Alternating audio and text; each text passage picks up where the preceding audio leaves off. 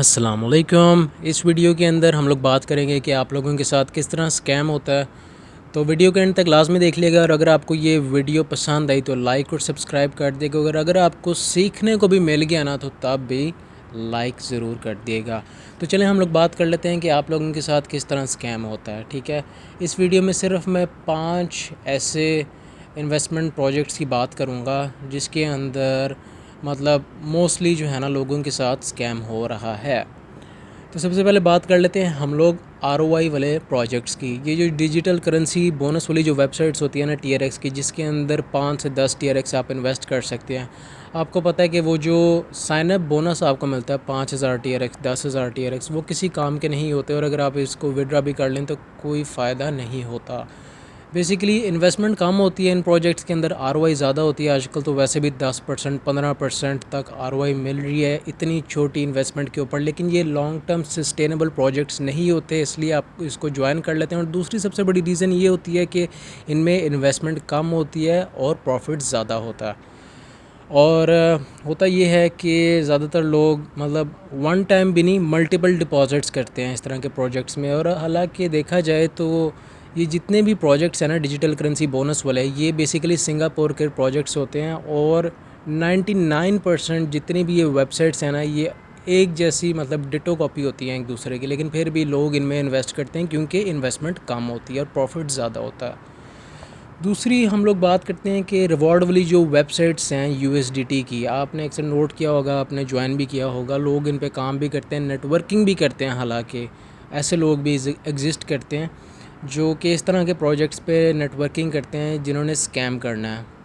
वैसे तो हैरत है इस बात पे, लेकिन खैर होता ये है कि ये जो रिवॉर्ड वाली वेबसाइट्स होती है ना, जिस पे रजिस्ट्रेशन पे आपको 10 यूएसडीटी, 500 यूएसडीटी, 300 यूएसडीटी, ये सारा एक तरह का ड्रामा होता है। ये जो एक बहुत बड़ा कह लें एक तरह का माफिया होता है, और इनका बेसिकली मकसद यही होता है कि लोगों को शुरू के अंदर रिवॉर्ड दे दिया जाए और लोग नेटवर्किंग करें। और इनमें ये काम कर देते हैं ये लोग के मतलब फ़र्ज़ करें $10 की इन्वेस्टमेंट रख दी, पर डे आपको जो है ना $1 मिलेगा।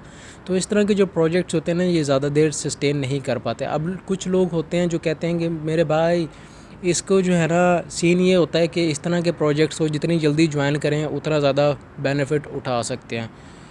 तो यार मेरे भाई आप ना, आपको मैं क्या कह सकता हूँ, आप इस तरह का प्रोजेक्ट ही क्यों ज्वाइन करते हैं जिन्होंने स्कैम करना है। ठीक है, आप लोग ये देखते हैं कि प्रॉफिट किस में ज़्यादा है। ठीक है, और दूसरी बात कि अगर आपका तजर्बा है इस तरह के प्रोजेक्ट्स में, लेकिन अगर आप आगे रेफ़र कर रहे हैं किसी बंदे को, हो सकता है उनमें से कोई ऐसा बंदा भी हो कि भाई जान उसको नहीं पता कि ये स्कैम कर सकता है। आपके वो विड्रा प्रूफ वगैरह देख के वो इस तरह के प्रोजेक्ट ज्वाइन कर लेता है, उनका नुकसान हो जाता है, आप लोगों का कुछ भी नहीं जाता। ठीक है, और लोग कहते हैं कि इस तरह के प्रोजेक्ट्स को जितना जल्दी ज्वाइन कर लें उतना ज़्यादा फ़ायदा होता है। भाईजान फ़ायदा कोई नहीं होता, नुकसान ही होता है। मैंने देखा है, नेटवर्कर्स को भी देखा है, हर दूसरे तीसरे दिन वेबसाइट बदल रहे होते हैं, दर बदर फेर रहे होते हैं वो लोग।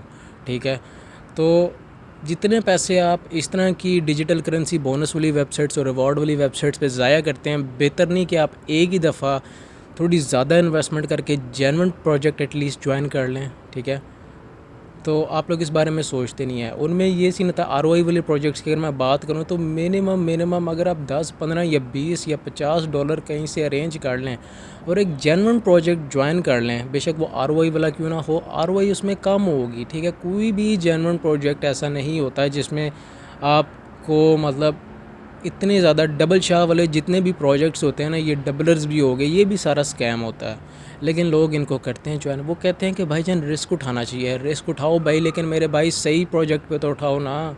आप लोगों को यही मतलब समझ नहीं आती कि इस तरह के प्रोजेक्ट्स ज्वाइन करने का नुकसान ही है, लेकिन आप लोगों को लगता है कि रिस्क उठाना है, रिस्क उठाना है, और आप लोग जो है ना इस तरह के प्रोजेक्ट्स में जाके अपने साथ स्कैम करा बैठते हैं, और बाद में कहते हैं ऑनलाइन क्रिप्टो की फ़ील्ड में बहुत स्कैम चल रहा है।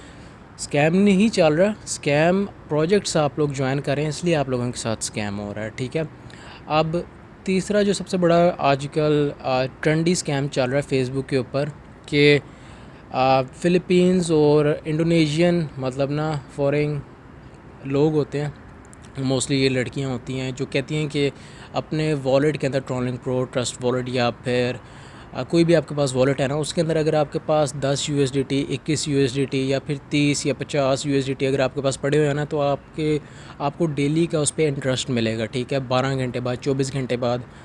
तो अब उनकी स्ट्रैटेजीज़ इस तरह की होती हैं कि वो लोग कहते हैं कि आपने इन्वेस्ट कहीं पे भी नहीं करने, हम लोग सिर्फ आपको एक थर्ड पार्टी लिंक देंगे, उस लिंक पे आपने जाना और अपने वॉलेट की एक्सेस देनी है, ठीक है। और होता ये है कि आपको कुछ दिनों के लिए वो प्रॉफिट मिलता है और उसके बाद आपके सारे एसेट्स वो लोग निकाल लेते हैं, या जब आप ज़्यादा डिपॉजिट करते हैं तब वो निकाल लेते हैं। ये सीन होता है, ठीक है। तो ये डेफी ट्रिक्स और इस तरह के जितने भी प्रोजेक्ट्स होते हैं ना, इनको आप ना ज्वाइन किया करें। और जो सोलो ट्रेडर्स होते हैं, ठीक है, लास्ट पे मैं यही बात करूँगा कि जो सोलो ट्रेडर्स होते हैं ना, जो कहते हैं कि वही डबल शाह वाली बात आ गई कि 24 घंटे के अंदर आपको डबल करके प्रॉफिट देंगे, आप $5 इन्वेस्ट करें, या फिर इसके अंदर आप क्या कहते हैं $20 कर लें, $50 कर लें, तो आपको जो है ना 24 घंटे के अंदर ये डबल करके देंगे। तो जितने भी ये फॉरेक्स के जो ट्रेडर्स होते हैं ना, ये सारे के सारे स्कैम होते हैं, ठीक है।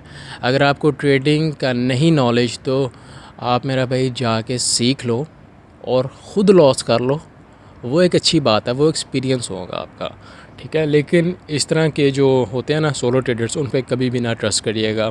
यकीन माने मेरा, आपको मैं बहुत सारे फ्यूचर में होने वाले लॉस से बचा रहा हूँ इस वीडियो के अंदर, ठीक है। और इसके अलावा बात कर लेते हैं कि ये जो इंडियन प्रोजेक्ट्स होते हैं आजकल, जो 12%, 24% वाले, इस तरह के जितने प्रोजेक्ट्स होते हैं ना, ये ज़्यादा देर सस्टेन नहीं करते। और इनमें ये सीन होता है कि आपकी 4 दिनों के अंदर इन्वेस्टमेंट तो रिकवर हो जाती है, लेकिन ये 4 दिन ही टिकने वाले प्रोजेक्ट्स होते हैं। अगर आप नेटवर्कर नहीं हैं और सिर्फ आप इन्वेस्ट करके मतलब ROI चाहते हैं, तो मेरा भाई इस तरह के प्रोजेक्ट्स को भी अवॉइड करें, क्योंकि ये ज़्यादा देर टिकते नहीं हैं, ठीक हो गया। अब बात कर लेते हैं ग्लोबल स्लॉट वाले जितने भी प्रोजेक्ट्स हैं, ठीक है। TRX की मैं बात कर लेता हूँ, जितने भी प्रोजेक्ट्स हैं।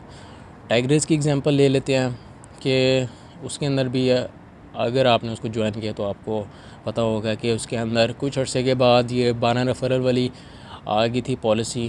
तो 99% मुझे पता है कि लोगों को ये भी नहीं पता होना कि कैसे हम लोग डिफ्रेंशिएट करें कि कौन सा जेन्युइन ग्लोबल स्लॉट वाला प्रोजेक्ट है और कौन सा फेक है, ठीक है। किसी भी प्रोजेक्ट के अंदर जिसमें पॉलिसीज़ चेंज हो सकती हैं, वो डिसेंट्रलाइज्ड प्रोजेक्ट होता ही नहीं है।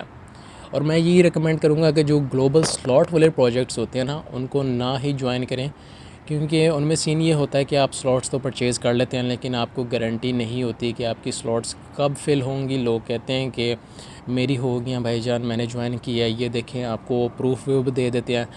लेकिन इनमें सीन ये होता है कि अगर आप लेट ज्वाइन करें या पहले ज्वाइन करें, एक तो ये लक पे डिपेंड करता, आ गए तो आ गए, नहीं आए तो फिर नहीं आएंगे आपको, ठीक है, किसी भी सूरत में नहीं आएंगे। हाँ, अलबत्ता अगर आप ऑक्स कैश जैसा प्रोजेक्ट ज्वाइन करें जिसमें 100% डिस्ट्रीब्यूशन होती है, वो एक डिफरेंट चीज़ है, ठीक है। तो आप यही कोशिश किया करें कि जेन्युइन प्रोजेक्ट ज्वाइन करें और अपनी भी रिसर्च कर लिया करें।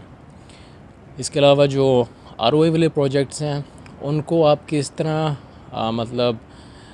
पता लगा सकते हैं कि ये जेन्युइन है। मेरे भाई, स्टडी और रिसर्च बहुत ज़रूरी है, ठीक है।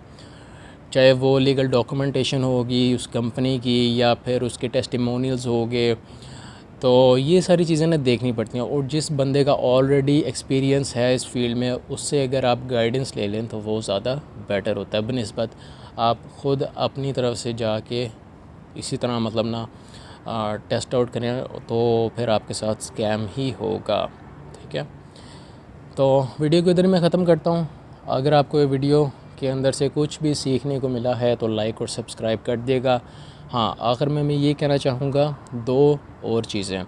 कभी भी किसी बंदे को अपने हॉट वॉलेट का 12 रिकवरी फ्रेज़ ना दिएगा, ठीक है। जो ट्रस्ट वॉलेट, टोकन पॉकेट और ट्रॉलिंग प्रो जैसे वॉलेट्स हैं ना, इनके अंदर मेमोनिक बैकअप की होती है, जिससे आप वॉलेट बैकअप कर सकते हैं। खुदा न खास्ता अगर आपका वॉलेट डिलीट हो गया तो आपके उसमें एसेट्स बने, अब आपने वो रिकवर करना वॉलेट, तो अगर आपके पास वो 12 रिकवरी फ्रेज़ नहीं है तो वो आपका वॉलेट दोबारा रिकवर नहीं हो सकता, मतलब जो आपके एसेट्स हैं वो ज़ाया हो गए हैं। और ये किसी के साथ भी नहीं शेयर करते। ये एक पर्सनल मतलब ना पीयर टू पीयर चलाने वाली चीज़ होती है, तो इसको संभाल कर रखा करें और बाइनांस से ही सेल और परचेज़ किया करें। मैं यही सजेस्ट करूँगा कि फ़ेसबुक के ऊपर मोस्टली स्कैमर बैठे होते हैं, तो अगर आपका कोई जेन्युइन बंदा नहीं है तो उनसे ना परचेज़ किया करें। अब तक के लिए इतना ही। अल्लाह हाफ़िज़।